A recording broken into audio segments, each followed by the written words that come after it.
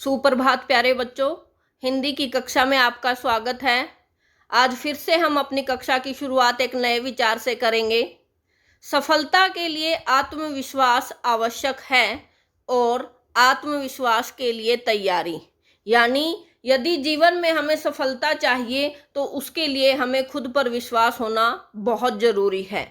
और हमारा खुद पर विश्वास तभी होगा जब हम अपने लक्ष्य की तैयारी पहले से ही कर लेंगे कि हमें जीवन में क्या प्राप्त करना है। तो इसलिए सफलता के लिए आत्मविश्वास का होना आवश्यक है और आत्मविश्वास के लिए उसकी तैयारी होना आवश्यक है। तो आइए शुरू करते हैं आज की कक्षा।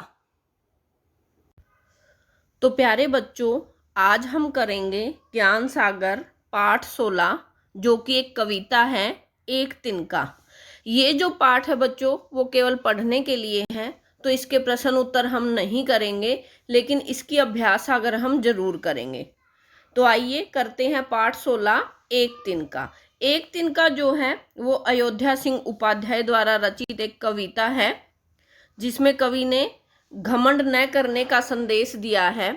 कवि कहते हैं कि इस कविता के माध्यम से कवि यह बताना चाहते हैं कि घमंड के कारण व्यक्ति अपने आप को श्रेष्ठ समझने लगता है। यानी जब व्यक्ति घमंड करता है तो वो अपने आप को श्रेष्ठ मानने लगता है और दूसरों को हीन या तुच्छ समझने लगता है।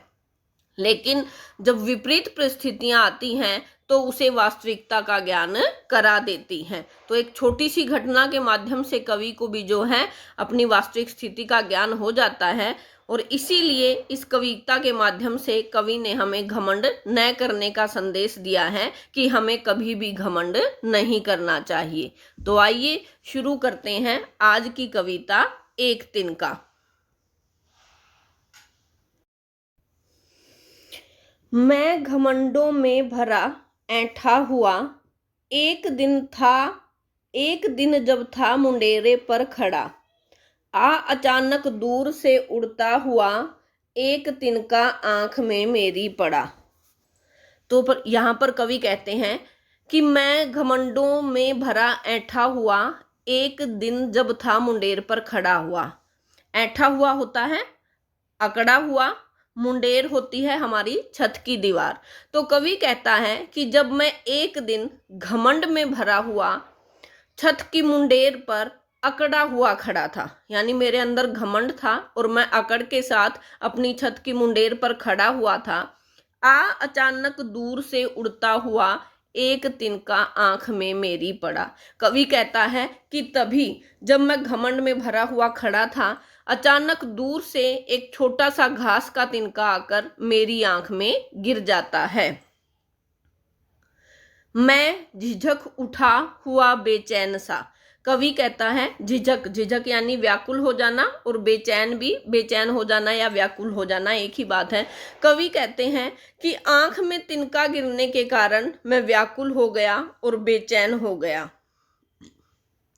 लाल होकर आंख भी दुखने लगी यानी दर्द करने लगी। कवि कहता है कि तिनका पड़ने के कारण मेरी आंख जो है लाल हो गई और वो दर्द करने लगी। मूठ देने लोग कपड़े की लगे, ऐंठ बेचारी दबे पांव भागी। मूठ होता है कपड़े को गोल बनाना, जैसे तस्वीर में दिखाया गया है, जो पिंक कलर का है, कपड़े को गोल करके इकट्ठा कर लेना, उसको मूठ बोलते हैं। कि मूठ देने लोग कपड़े की लगे, ऐंठ बेचारी दबे पांव भागी।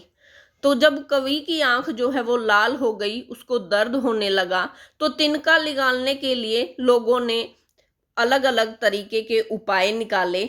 तो कई लोगों ने क्या किया, कपड़े की एक मूठ बनाई और उसे मेरी आंख पर लगाने लगे। यानी तिनका निकालने के लिए उन्होंने कपड़े की मूठ बनाई। ऐंठ बेचारी दबे पांव भागी। ऐंठ यानी मेरी जो अकड़ थी वो दबे पांव भाग गई। दबे पांव भागना यानी चुपचाप भाग जाना, कि मुझे जो घमंड था वो उस एक छोटे से तिनके के कारण मेरी जो अकड़ थी वो दबे पांव चुपचाप भाग गई। जब किसी ढब से निकल तिनका गया, तब समझने यों मुझे ताने दिए, ऐंठता तू किस लिए इतना रहा, एक तिनका है बहुत तेरे लिए। यानी अब कवि बताते हैं कि जब किसी ढब से निकल तिनका गया, ढब होता है तरकीब या युक्ति, कि जब किसी ना किसी तरीके से लोगों ने तरीके मुझ पर आजमाए और वो तिनका मेरी आंख से निकल गया, तब समझ ने यूं मुझे ताने दिए। समझ यानी अकल। तो कवि कहता है कि तब मेरी अकल ने मुझे ताना दिया, मुझे समझाया कि ऐंठता तू किस लिए इतना रहा, एक तिनका है बहुत तेरे लिए। तो मेरी अकल ने मुझे ताना दिया कि तू किस लिए अकड़ रहा था। तेरी इस अकड़ को समाप्त करने के लिए, तेरे इस घमंड को खोने के लिए तो एक छोटा सा तिनका ही काफी है। यानी कवि कहता है कि जब किसी ना किसी तरीके से मेरा तिनका निकल गया तो मेरी समझ ने मुझे ताने दिए कि तू जो है इतना घमंड किस लिए कर रहा था। तेरे इस घमंड को, इस अभिमान को चूर चूर करने के लिए तो एक तिनका ही काफी है। दोबारा देख लेते हैं। मैं घमंडों में भरा ऐंठा हुआ, एक दिन जब था मुंडेर पर खड़ा, आ अचानक दूर से उड़ता हुआ, एक तिनका आंख में मेरी पड़ा। कवि कहता है कि जब मैं एक दिन अपनी छत की मुंडेर पर अकड़ से भरा हुआ, घमंडों से भरा हुआ खड़ा था, तभी अचानक उड़ता हुआ एक तिनका मेरी आंख में गिर गया।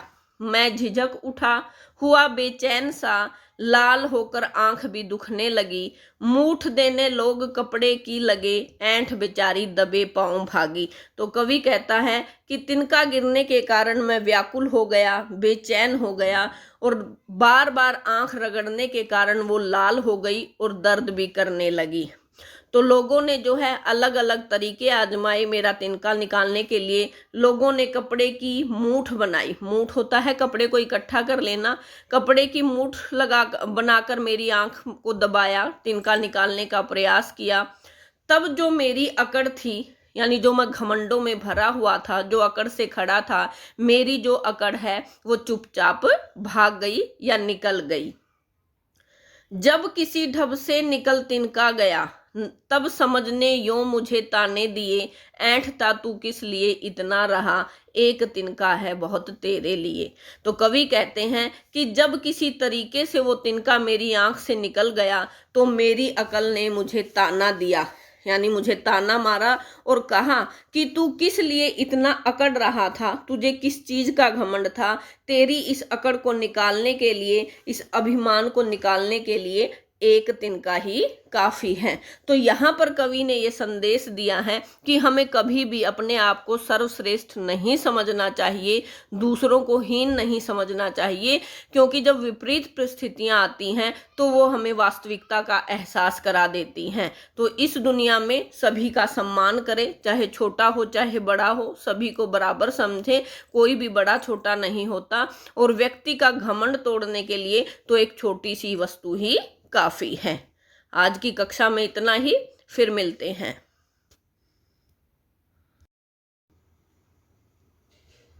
धन्यवाद प्यारे बच्चों, आज की कक्षा में इतना ही। आशा करती हूँ कि जो आपको समझाया गया है अच्छे से समझ में आ गया होगा और यही कार्य आप घर में अच्छे से दोहराएंगे और समझने का प्रयास करेंगे। धन्यवाद।